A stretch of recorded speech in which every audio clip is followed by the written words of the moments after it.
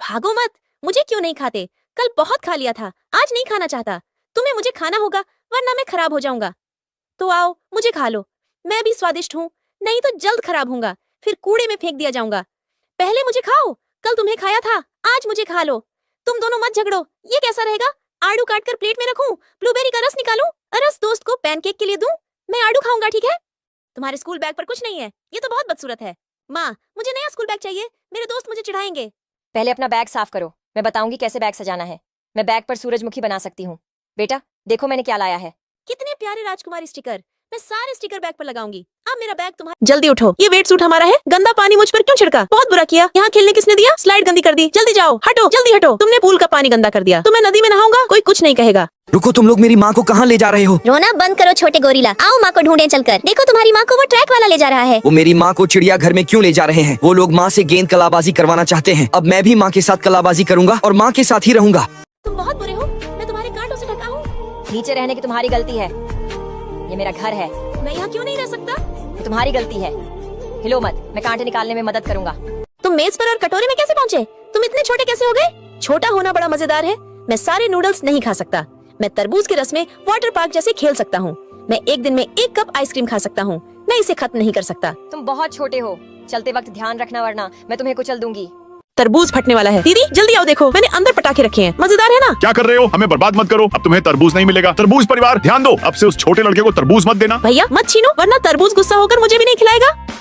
बाप रे, किसने मेरे ऊपर मिट्टी डाली? हिम्मत है तो सामने आओ। जरूर उस जेसीबी वाले की हरकत होगी। क्या तुमने मेरे ऊपर मिट्टी का ढेर गिराया? एक और जेसीबी की आवाज आ रही है। मैं तुम्हें मिट्टी के ढेर से ढक दूंगा, फिर देखूं कैसे बाहर निकलते हो। रुको, ऐसा मत करो, बेचारी गाय मर जाएगी। चिंता मत लो, मैं बहुत बदसूरत है, आईने में देख चिल्लाया। कैंची लेकर इसे काट दूंगा। मैं गुस्से में बालों की ओर हाथ बढ़ाया। अभी कुछ अजीब होने लगा। हो रहा है, घबरा गया, लंबा हो रहा है। मुझे देखकर नहीं पहचाने की। बाल तेजी से बढ़ रहे थे, की तरह बच गया कि उसने की। अच्छा, तेरी मदद करेगा? शांत आवाज आई, आप मदद कर सकते। जैसे ही मदद मिलने वाली थी और अजीब हुआ, लोग एक झुंड प्रकट हुआ। टिड्डे बाल खाना पसंद करते हैं, कहा इसे खा लो। बोला उम्मीद में कि ये उसे बचा लेंगे। 6 मिनटों में सारे बाल गायब हो चुके थे। एक सुंदर इष्ट दो टिड्डों से प्रार्थना की, एकदम मुस्कुराया, बाल लग रहे हैं बहुत स्वादिष्ट। भगवान लाया, मैंने देखा तो वह तरह गंजा था। मुझे गंजा क्यों ना इन्हें काट कर अच्छे से उबाल लूं और खुद ही खा जाऊं? कम से कम भूख तो मिटेगी।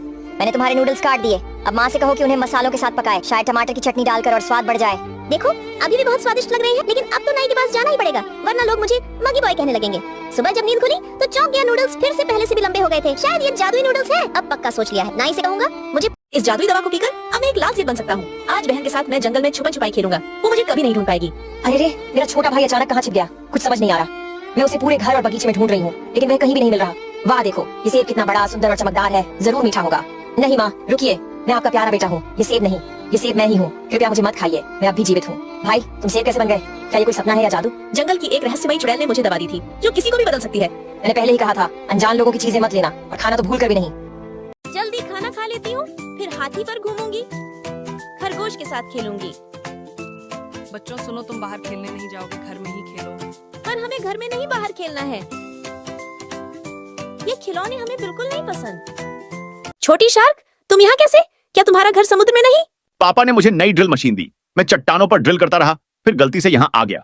चिंता मत करो, मैं तुम्हें समुद्र वापस ले जाऊंगा। बाय छोटी शार्क, माँ पापा को ढूंढने जाओ।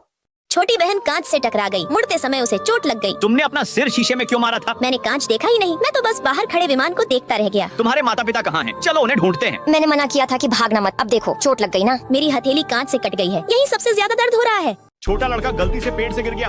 शुक्र है मैंने डाली पकड़ ली। दीदी जल्दी आओ, मुझे बचाओ, मेरी पूंछ डाली में फंस गई है।